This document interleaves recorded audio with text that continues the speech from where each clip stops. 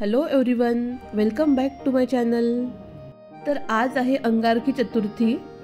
या वेळेसपासून आम्ही दोघंसुद्धा अंगारकी चतुर्थी करणार आहोत। त्यामुळे आज स्वयंपाक नव्हता। ज्या दिवशी मला स्वयंपाक नसतो त्या दिवशी खूप रिलॅक्स वाटतं। स्वयंपाक नसला की मी घरातली काही ना काही क्लिनिंगची कामं करत असते आणि स्वयंपाक नसला की मी क्लिनिंगची कामं अगदी रिलॅक्स करत असते। तर आज सकाळी उठल्याच मी ब्लॉग स्टार्ट केला आहे। ब्लँकेटच्या घड्या घालून मला ही बेडशीट चेंज करायची होती। लास्ट वीकेंडला वटसावित्री आणि माझा बर्थडे असल्यामुळे हे काम राहिलेच होते आणि नवीन बेडशीट टाकली की कसं अगदी फ्रेश वाटतं। मला घरातल्या दोन गोष्टी नेहमी घ्यायला खूप आवडतात। एक म्हणजे बेडशीट, कुठेही दिसली तर मी एकदा चेक करतेच आणि मला प्युअर कॉटनच्याच बेडशीट आवडतात। आणि दुसरी गोष्ट म्हणजे कप। असं वेगवेगळ्या कपांचं कलेक्शन करायला मला खूप आवडतं आणि त्याचं कारण हेही असेल की मी चहा कॉफीची खूप शौकीन आहे। त्यानंतर मी हॉलमध्ये आली। घरात बराच पसारा पडलेला होता। आता सर्व वस्तू जागच्या जागी ठेवून देते। सर्व वस्तू जागच्या जागी लावल्यानंतर मी घराला झाडू मारते आहे। त्यानंतर हा सोफा, यावरती सुद्धा काही ना काही बारीक बारीक कण पडलेलेच असतात। तो सुद्धा छान झटकून त्याची कवर नीट करून घेते। अव्यान नेहमी त्याची कवर खाली ओढत असतो।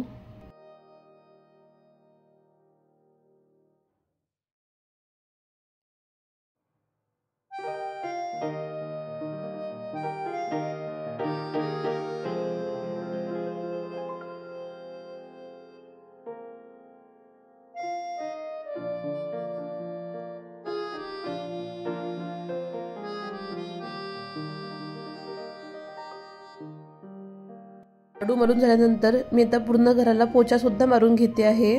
झाडू मारण्याच्या कंपॅरिझन मध्ये मला पोछा मारणे थोडे बेटर वाटते, कारण झाडू मारताना फॅन बंद करावा लागतो आणि प्रचंड घाम येतो आणि पोछा मारताना फॅन चालू असल्यामुळे थोडं बरं वाटतं।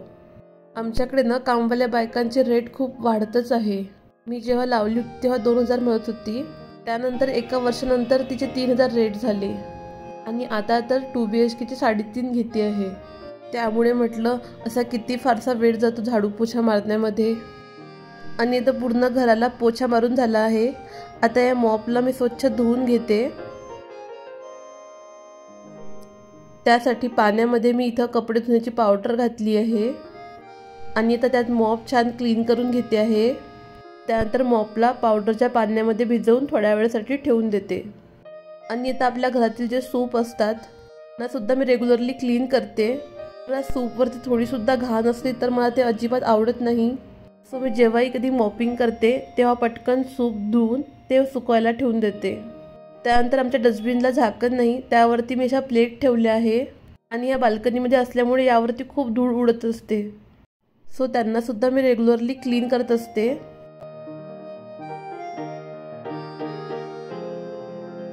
आणि इथं मॉपला 5 ते 10 मिनिट झाले आहे भिजवून।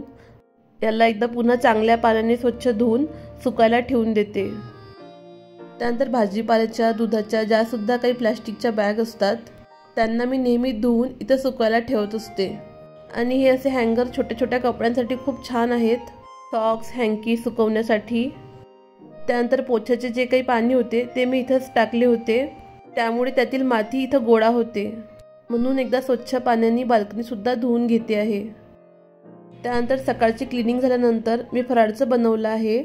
त्यामध्ये मी साबुदाण्याची खिचडी आणि सोबत दही घेतले आहे।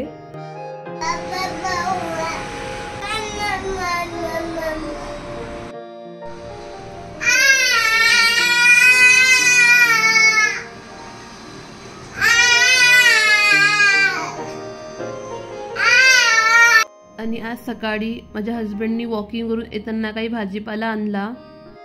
त्यामध्ये भोपळा, कच्ची केळी, पिकलेली केळी, किवी, जांभळं आणि टोमॅटो, बटाटा। भाजीपाल्याला तर आता आग लागली आहे। Tomato 70 rupees kg। या जांभळांना स्वच्छ धुवून पुसून त्यांना पुन्हा फ्रीजमध्ये ठेवून द्यायचे आहे, म्हणजे पटकन फ्रीजमधून घेऊन खाता येते। अव्यान यावर्षी फर्स्ट टाइम जांभूळ खाणार आहे। पुसल्यानंतर यांना 5 ते 10 मिनिट असे हवेमध्ये सुकू देते। त्यानंतर एका प्लास्टिकच्या बॉक्समध्ये मी एक टिश्यू पेपर ठेवला आणि त्यावरती हे जांभळं ठेवते। आणि आता पुन्हा मी माझ्या क्लिनिंगला लागली आहे। विंडोच्या या रेलिंगमध्ये खूप घाण साचते, यांना सुद्धा वेळोवेळी क्लीन करावं लागते। तर त्यासाठी मी हा अगारोचा छोटासा व्हॅक्यूम क्लीनर घेतला आहे। याने अगदी पटकन सर्व विंडो क्लीन होतात आणि अगदी विदाऊट मेस। कोरडी जी काही धूळ आहे ती व्हॅक्यूम क्लीनर पूर्ण सक करून घेते। अगदी बारक्यामधला बारका पार्टिकल सुद्धा व्हॅक्यूम क्लीनर पूर्ण ओढून घेते। हा 800 वॅटचा व्हॅक्यूम क्लीनर आहे। विंडोच्या रेलिंग, कॅबिनेट वगैरे साफ करण्यासाठी सफिशियंट आहे हा। तुम्हाला याची लिंक हवी असेल तर मला कमेंट बॉक्समध्ये सांगा। आणि आता व्हॅक्यूम क्लीनरने क्लीन केल्यानंतर मी या रेलिंगवरती व्हिनेगर वॉटर सोल्युशन टाकते आणि ते स्वच्छ पुसून घेते। अशी क्लिनिंग करताना माइंडला किती रिलॅक्सेशन राहते ना। आणि अशी क्लिनिंग मी करायला बसली की मला करतच राहावं वाटतं। आजकाल त्यामध्ये अव्यांचं काही ना काही चालूच राहतं, तर सर्व डिस्टर्ब होतं मला। अव्यंतर आज मला ट्रायपॉड सुद्धा खाली ठेवू देत नाही। बऱ्याच वेळा मी हातामध्ये फोन घेऊन शूटिंग करते आहे। ह्या रेलिंगला महिन्यातून एकदा सुद्धा क्लीन केले तर ह्या स्वच्छ राहतात।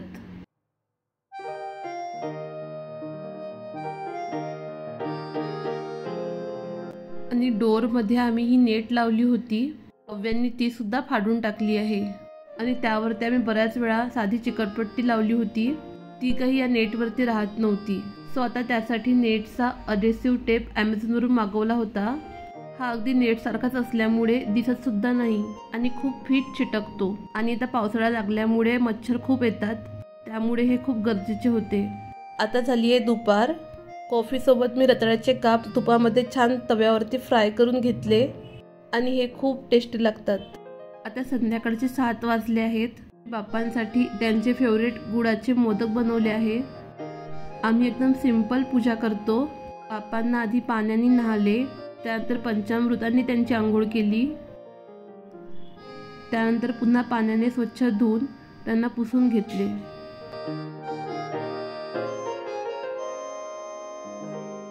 त्यानंतर बाप्पांना कुंकू आणि अक्षदा वाहिल्या। बाप्पांचे फेवरेट जास्वंदाचे फूल वाहिले, दुर्वा वाहिल्या आणि मी बाप्पांसाठी कापसाचे वस्त्र बनवले होते ते वाहिले। नैवेद्य दाखवून बाप्पांची छान आरती केली। आजकाल अव्यांचा हा बनी फेवरेट झाला आहे। त्याला छान मिठी मारतो, त्याला झोपवतो। मला इथं सांगतो आहे, ही माझी नोजी, ही बनीची नोजी। त्यानंतर रात्री एकदा झोपायच्या आधी अव्यांना टेरेसवरती घेऊन आलो आहे। झोपायच्या आधी त्याला बाहेर घेऊन गेलो तर तो घरी आल्यानंतर पटकन झोपतो।